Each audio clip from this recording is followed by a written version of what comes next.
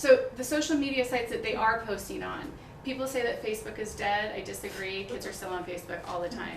So a lot of times we put them on there. You need to go put something to grandma and grandpa. You need to go, you know, all that stuff. So a lot of times, like, we kind of encourage that. Twitter, LinkedIn, Pinterest, Google, mostly we think about these as kind of these are the big ones. These are how many people, 900 million people that are going to it monthly. So you've got a lot of people on these sites all the time. And kids, of course, aren't going to go into LinkedIn and things like that. But we put stuff on LinkedIn, right? That's a professional site where if we're going to put stuff on there, we put stuff on there because it's a resume builder. We're putting stuff on as there. My argument to parents, and if there's one thing you take from here, everything they do online is a resume builder. So there's not just one site. You know, we think that we put on LinkedIn, here's all the stuff that I want you to see, and then I go on to Google and I go and put how I was at a tailgating party at the Cardinal Stadium. Well, my professional life here in LinkedIn and my Google, you know, at the Cardinal Stadium, it's all public. You have to think of it that way. You know, if you're going to have something online, you have to think of it as going onto your whole resume. And so if you can kind of shift and have that conversation with the kids now about what that means, because a resume, they don't even know what that means. But if you talk about kind of character and all the stuff that they kind of talk about in schools anyway, and that's really how when I talk to kids, I talk to them about it, and to parents. Tumblr we talked about before. Instagram, very popular. That's putting your picture life on live. Instagram is, somebody followed me on Twitter and they said, oh, connect with me on Instagram. And I thought, I don't have an Instagram. You know, I don't like putting anything online. And part of it is, and just so you know what one of the dangers of posting is when you take a picture, and Eve's taking pictures today on her phone, and there's a geolocation tag on every picture that you take, and it's embedded in there. And there's ways to turn it off, but that geolocation, if you're putting it on Instagram, can be uncovered, and that can be decoded, and they can find out where that person is. So in terms of putting pictures online or Facebook or things like that, and they've made it so easy for us, but all of that is data, which is valuable. People are paying hundreds of thousands of dollars for that data because they want to know where we're shopping, and they want to know where. It's not that they're doing it with an intent to create malice, but that data is being used for malice. So you have to understand that there are people out there. There's over 750,000 predators online. Last that we checked with, you know, and I used to work with the FBI, and I still have a relationship and talk to them. It is still a problem. It is not the van driving down the street that I am scared about anymore. And one of the statistics that I would say, if you look at how many people are on these sites, just VK, just to finish out, is Russian, and that's a Facebook. Kids will go on there and start posting now here because parents don't know about it. So I always bring that one up. Flickr is another photo. Again, it was for sharing photos, and still it happens that way. There's a lot of pornography on Flickr at this point. It's one of like the top pornography sites. And Vine is very popular. In fact, our school was assigning Vine students to create Vine accounts for math problems. And so again, I talk about, when I talk to kids, I talk about social media and I talk about educational media. They're kind of one and the same because again, it uses the same platform. It's the internet that we're using. And Vine is 6-second loops, and if you want to do a math problem on there, you can write out a math problem and it loops over and over again. So great idea, you can see it over and over again. Well, imagine if you had a looping video, because it doesn't stop, it just keeps looping over and over again, like pretending like that you're having sex with someone, and it looks like you're doing that over and over and over again. That's what you see on Vine. And so the first 3 that you might go on, if you scroll down, they tend to have now pornography that are on there, because that's a $93 billion industry, and they're trying to get new consumers, which are our kids. You know, so you have to be really aware of like, and again, I'm not trying to terrify you, you have to be there every second, but it's starting to have those conversations that there are things that are on there that are inappropriate. How do you start having those conversations and doing that? But I think that if you understand how many people are there, and if you look at, am I going to let my kid, would you drop off your child, say at the Cardinal Stadium where there's 80,000 seats, and just leave them for the day? Probably most parents wouldn't do that. Would you take them to the mall? If they're not old enough and you don't trust that they're going to be safe and you're just going to let them go for the day at the mall, then why are you letting them go online when there's 100 million people? Because those people are still there. It's just electronic, and luring and grooming and all of those things are so much more insidious at this age.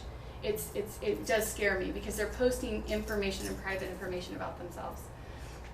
Meetup is a great site. It's for actually, if you move to a new location, they have, if you want a book club, if you want hiking. Kids don't typically do that too often. Let me tell you what Tagged. Tagged is, let's tell you specifically what it does. They call it social discovery. Meet strangers based on our shared interests. That's their tagline. So it really is, again, it's like, okay, well, if you're interested in hiking and cooking, it sounds like it's great, but you have to be 13 to be online. Well, that's a little bit inappropriate. Ask FM is one of the ones that has, for my field of work, highest suicide rate, because you go on there anonymously. And the problem is, I had this conversation, there's no jurisdiction for the United States. They're based in Latvia, and so it's outside of our U.S. jurisdiction, so there's nothing that we can do in terms of that. So it's you can either post a question anonymously and answer it anonymously, or you can post it with who you are, answer it anonymously. So there's ways to do it so it's totally secret, and so the kids are taking advantage of that and posting things and then tagging other people in so that they can see it. I had two 12-year-olds last year, and both of them had started cutting based on Ask FM. So it's very, very painful for them to be there.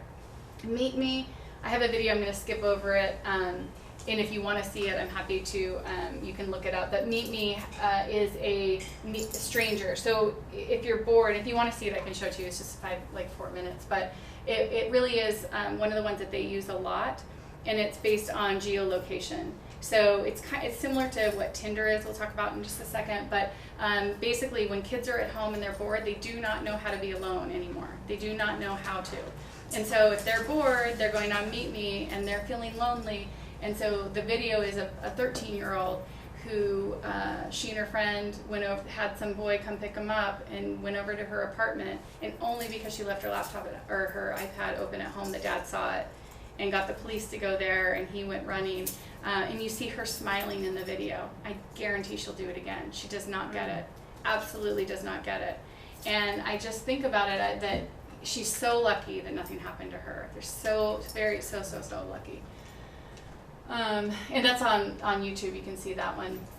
Here's the ones that maybe you haven't heard of. Hopefully, Snapchat you should have by now, because that was the whole snapping where they think that the pictures are going secretly away. And there's lots of different sites that are coming up that claim that it goes away digitally erased. None of them are erased. Actually, in the Snapchat, there's something called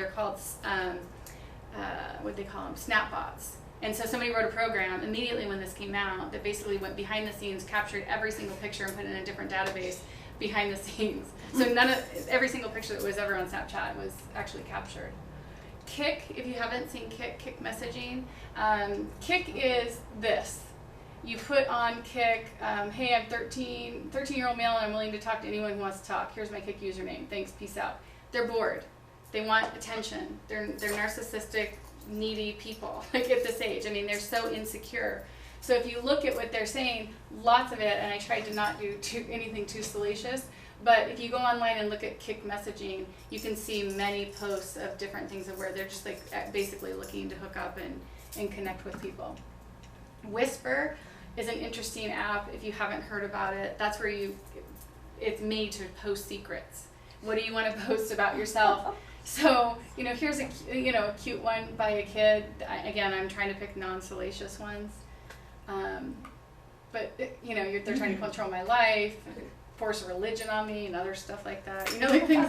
So it's their venting. But Whisper is one that, again, that there's lots of information that you can find if you know that they're using it. And I'm showing you this part so you can see what the apps look like if so you're watching it on their phones. Because there's so many on there, it's hard to look at them all. Tinder, it's either this one or usually a little flame. But Tinder's where if you don't know that one, that's a very common one. Typically college age is using it a lot, high school is using it a lot, where it's a geolocation again. So you just hit open, and then it'll show everybody in this room if we all had Tinder, and then you swipe left or you swipe right if you like them or you don't like them. And if you swipe right, then it connects you. If you swipe left because you don't like them, then they're gone, or whichever way it is. I don't know which way it is. But it's used a lot, and it's actually used as a dating app in colleges a lot. And there's really a lot of scary stories online about, how people are using that. And again, my cousin's son moved out here, and he met his girlfriend on Tinder, and it terrified me. And he said, I'm from Laguna Beach, I'm out here. He met some girl from TCU. It's fine, she's a sweet girl, everything was fine. The fact that they're both on Tinder terrifies me, and that they would use it. But if you're interested, like if you just Google look up Tinder stories, there's some pretty scary ones that are out there. Scout, very similar to Tinder. It's basically for dating, but again, really used a lot for kind of hookups. Mostly, again, you've got a lot of predatory things that are happening there. And the video I show you later will probably, hopefully, let you realize kind of what's actually happening with these kids. This is important. 91% of our kids are putting photos of themselves online. If you look here, 92% are putting their real name. They're putting their interests, they're giving their birth date, they're telling their city or town, their school, or their relationship status. Like they're telling people their private information. 53%, over half, are giving people their private email address. Again, I can go in if I know an email address and pretty easily, if I have a little bit of technical skills, and find out your home address based on your billing for whatever service you're using, if it's Cox.